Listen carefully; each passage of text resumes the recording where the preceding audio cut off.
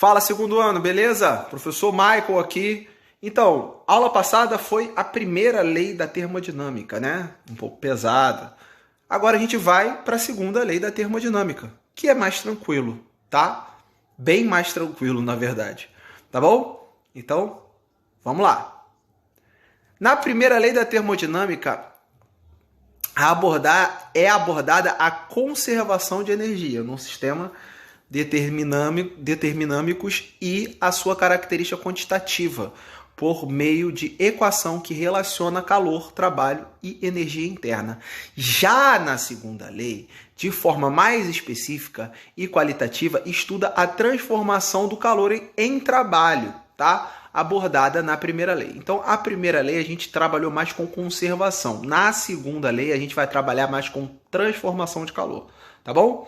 As máquinas térmicas foram o grande incentivo para que os estudos e, consequentemente, as leis da termodinâmica evoluíssem. O grande desafio era criar máquinas cada vez mais eficazes. Máquina térmica é o dispositivo que opera em ciclos, transformando parte da energia térmica, que é o calor, em energia mecânica. Então, ela dissipa energia térmica para trabalho, para energia mecânica, tá? Lembrando que trabalho é o quê? Trabalho é a distância vezes a força, ou a força vezes a distância, tá? Rejeitando o restante. A gente estudou isso, tá, gente? O restante da energia térmica adquirida. O que eu quero que vocês entendam, vocês do segundo ano, eu vou falar um negócio aqui que eu falo em sala de aula, em todas as escolas que eu dou aula, em cursos e tudo mais. O segundo ano, médio, é o ano onde a física realmente é a mais difícil, tá? Terceiro ano tem algumas coisinhas de eletromagnetismo e tudo mais, mas o segundo ano é que eu considero um pouco mais complicado, tá? Primeiro ano é tranquilo, é só dinâmica. O segundo ano talvez não, até os outros amigos meus professores também assumem, é onde os alunos sentem mais dificuldade porque realmente o nível é um pouquinho acima, tá? Aí no terceiro ano fica um pouco mais tranquilo. Algumas partes é difícil, outras não. Ao segundo ano sempre tem a novidade. Por que eu estou falando isso? Porque eu já dei energia mecânica para vocês e trabalhei muito bem isso com vocês. E assim, ela vai estar aqui presente. Então é importante você saber o que é trabalho, o que é energia mecânica, entendeu? Porque eu não volto lá, galera, entendeu? Eu já dou pronto porque eu já dei antes para vocês. Então eu trago coisas novas com coisas velhas. E eu falei isso em sala de aula. A física ela é um aglomerado de conhecimento. As faculdades mentais elas não param com a física. Você está sempre aumentando a sua biblioteca mental, tá? Então assim, o que é aumentar a biblioteca mental? Quando você tem que consultar alguma coisa, você precisa puxar lá para lembrar. Ou basta exercitar. Ou ser fera, e aí às vezes a pessoa tem um domínio da matéria e consegue, tá bom? Então vamos lá. O francês, aí vem os nomes, tá, gente? É francês, eu não sei como são os sotaques aqui, mas aí eu vou falar Nicolas Leonard Sacca Carnot, tá? Carnot. Esse note aí não é Carnot, francês é Carnot, como se fosse Carnot. Eu acho que a pronúncia é essa. Carnot, tá? Ou Carnot, tá? Nascido em 1796 e falecido em 1832. Desenvolveu conceitos que fundamentaram a segunda lei. Então, a segunda lei é em cima de Carnot, tá? Ou Carnot. Sendo que na época em que ele viveu, a primeira lei nem era conhecida. Olha que legal, gente. Ele conseguiu ali a primeira lei, a segunda lei, mas a primeira lei nem era conhecida. Ou seja, na verdade, a segunda lei é a primeira lei, né? Porque quando ele criou ali, registrou, né, que é os registros, as patentes, a primeira lei nem era conhecida. Então vamos lá. Mesmo assim, foi ele quem estabeleceu o último padrão de eficiência de uma máquina térmica. Há duas conclusões importantes do estudo de Carnot.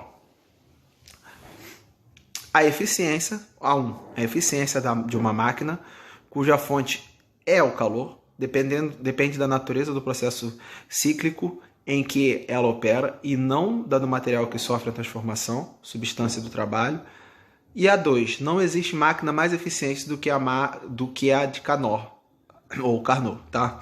Pois ele descobriu o processo cíclico mais eficiente para converter calor em outras formas de energia. Ou seja, o cara descobriu como se converte calor em uma outra forma de energia. Então, se você está numa máquina que você precisa de calor, com o teorema de Carnot, o que você vai fazer? Você, com o calor, você consegue as outras energias sem precisar de nenhum impulso tecnológico. Automaticamente se transforma, tá? Então vamos lá. Além de Carnot, Rudolf Classius, nascido em 1822 e morto em 1888, Kelvin, que a gente conhece, tá? 1824 a 1907, e Max Planck, de 1858 a 1947, contribuíram para que a segunda lei fosse formulada. Então, é normal um cientista descobrir e outros cientistas irem aperfeiçoando, tá, gente? Temos a seguir os dois enunciados que definem a segunda lei. Então, vamos à segunda lei da termodinâmica. Por Classius, o fluxo de calor ocorre espontaneamente do corpo de maior temperatura para o de menor temperatura. Isso a gente sabe, a gente já estudou. O inverso, o equilíbrio vem do que cede para o que recebe. Então, o que passa energia é sempre quem tem mais calor, né, gente? Então, vamos lá. O inverso seria uma transformação forçada, que dependeria do fornecimento de energia ou sistema para que ele ocorresse. Então, o que ele quer dizer aqui? Ele quer dizer que, naturalmente, a pessoa mais quente esquenta mais fria, certo? Se você chega numa pessoa que está gelada e você está quente, vai equilibrar, vai ficar morno e você vai estar transferindo calor que você tem para aquela pessoa que está fria, certo? O que ele está fazendo? O que está querendo dizer? Para a pessoa fria transmitir o pouco calor que ela tem, você precisa de um incentivo, né? Não faz isso naturalmente. É um pouco óbvio, mas na época, gente, não era tão simples, tá? Enunciado de Kelvin, Planck, tá? De Kelvin e de Planck, dos dois. Nenhuma máquina térmica que funcione em ciclos pode transformar toda a energia térmica recebida, que é o calor, em energia mecânica. Ou seja, não existe uma máquina térmica com 100% de rendimento. E isso é um fator. Então a gente consegue transformar a energia, que já é algo super legal, mas você não consegue transformar toda a energia. Beleza? Então a gente tem esses dois tipos. Sempre o corpo de maior temperatura transmite naturalmente o calor para o corpo de menor temperatura e também não se tem como ter 100% de rendimento. Aí você puxa lá atrás, o que é rendimento? Rendimento é o que você precisa para executar algo. Por exemplo, eu preciso de 200... Vamos lá, galera, estou de volta aqui, meu telefone deu um ruim aqui, vai ter duas partes, tá? O vídeo, a parte gravada lá, e vamos seguir aqui. Então vamos lá. O que acontece? O que é rendimento? Rendimento é o que você... O rendimento é o total que você tem e o que você precisa. Vamos lá. O que é um rendimento? Eu já falei isso. É a potência útil sobre a potência total. O que é isso? É você ter algo que você precisa sobre o total. Por exemplo, qual é o meu rendimento se eu tenho 100 reais, mas eu gastei 85? 85%, 85 sobre 100. Então você teve um rendimento de 85. Então o que é rendimento? É o total que você tem dividindo o que você precisa. Aí você tem uma porcentagem. Entendeu? Beleza? Então vamos lá. Aqui eu tenho uma conclusão importante que relaciona estes dois enunciados, é de que sempre deverá existir energia térmica sendo rejeitada para a fonte fria. Foi o que eu falei lá, tá? De menor temperatura. Se a fonte fria não existisse para receber esta energia, não seria possível a saída de energia térmica da fonte quente. É lógico. Se não tem nada para quente fornecer, ela vai continuar quente, parada ali, tá? A figura mostra um processo, como esse processo é fundamental para funcionar uma térmica. Então a térmica, a gente tem a fonte de calor quente aqui, tá? E a gente tem fonte de calor fria. A máquina térmica, ela dá esse choque e fornece energia aqui, beleza? Então, se a máquina térmica da figura 1 funciona segundo o ciclo de Carnot, duas isotermas e duas adiabáticas, então ela é uma máquina de Carnot e pode ser afirmada da seguinte forma: temperatura Q, que é a fria, dividida pela A, que é a quente, igual desculpa, quantidade de calor fria, da parte fria sobre da parte quente, e a temperatura da parte fria sobre a temperatura da parte quente. Essa é uma das fórmulas, tá? Mas a fórmula principal é essa, que é o rendimento da máquina de Carnot. Qual é o rendimento? O rendimento é esse Nzinho aqui, certo? Nzinho vai ficar igual a 1 menos a temperatura da parte mais fria, ou a que tem menos temperatura. Vou falar frio, mas de repente não está frio. De repente uma está 100 e outra está 80. Nenhuma das duas está fria.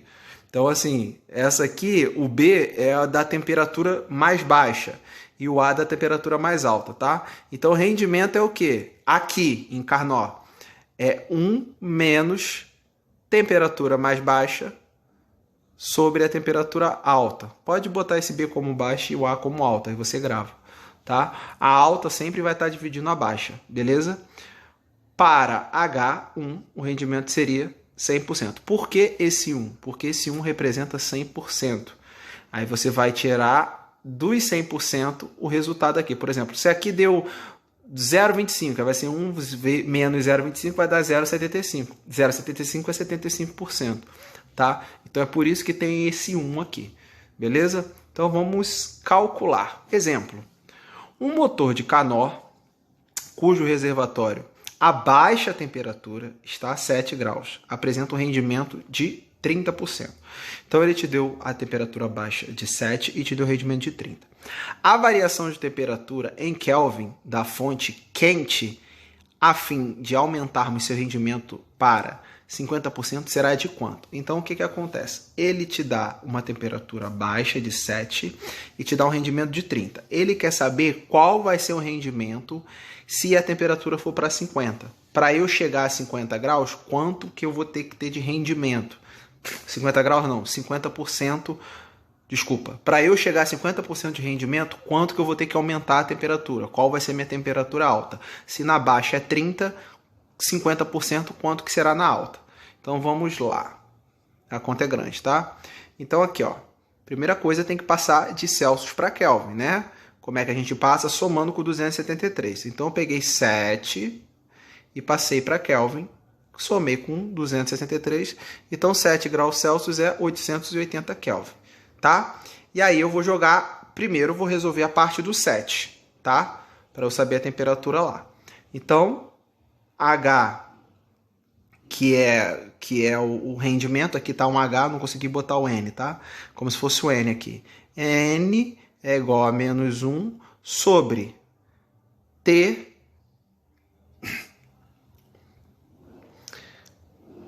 baixo sobre T1, sobre T alto. O T baixo eu sei que é o 7 Celsius, que é 280 Kelvin.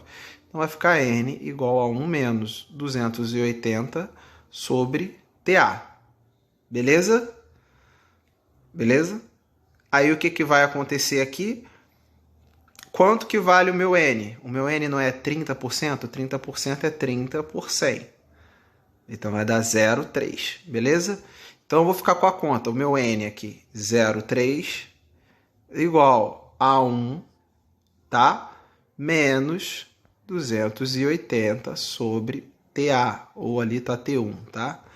Beleza? E aí o que vai fazer? Eu vou passar, vou isolar esse cara aqui, ou passar esse 1 para cá. Se eu passar esse 1 para cá, eu vou ter que inverter o sinal. Isolando esse cara aqui, eu fico com esse cara que é 280 sobre temperatura alta, igual a 1 menos 0,3, tá? Que tá aqui. 1 menos 0,3 é 0,7, beleza? Que tá aqui. Agora eu tenho 280 sobre temperatura alta igual a 0,7. Eu tenho que isolar esse cara para eu achar. Então, esse cara aqui está sendo multiplicado. Ele vai passar, desculpa, esse cara aqui vai passar, que está dividindo, vai passar multiplicando 7, certo? Então vai ficar 280 igual a 0,7 temperatura alta. E agora o 0,7 que está multiplicando o TA volta para cá dividindo o 228, que vai ficar assim. temperatura alta é igual a 228, não, gente, 280 sobre 0,7. Beleza? Você corta esse zero aqui e aumenta o zero aqui.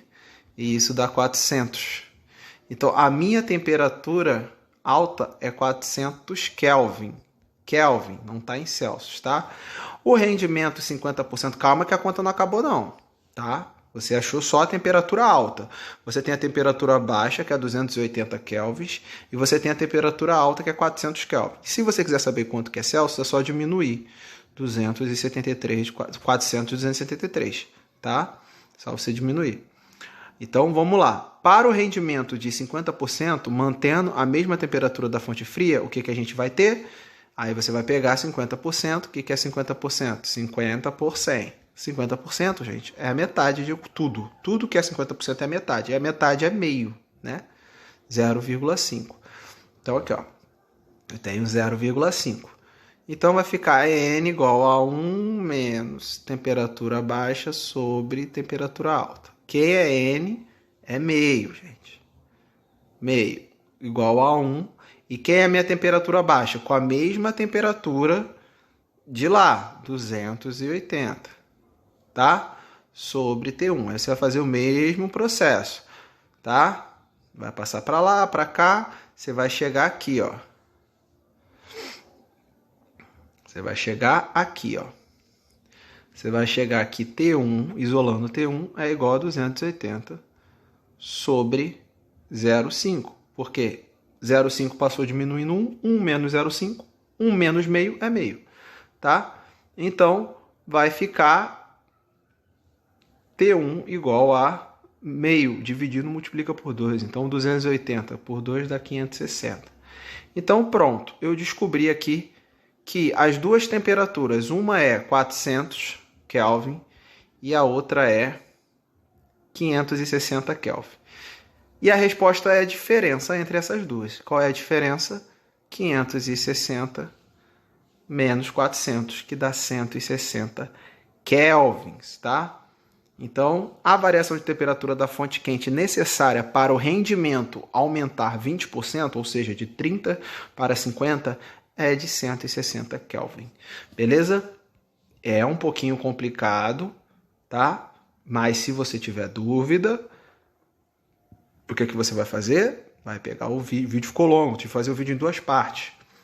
O que acontece? Olha, volta, vê as partes que eu fiz, a matemática, tá? Não, você não vai conseguir absorver de forma clara assistindo o vídeo uma vez só, tá bom? Aqui tá todo o cálculo para você dar o pause e olhar tranquilo aqui, ó. Vou até fechar, ó. Dá o pause. Agora olha lá. Tranquilo? Foi página 221 e 222 do livro de vocês. Também consultem o livro, tá, gente? Eu faço tudo em cima do livro de vocês. O que está aqui no slide também está no livro. Então, se você quiser um complemento de matéria, vai lá no livro também. Tá bom? Um abraço, fique com Deus, até a próxima. Eu fui!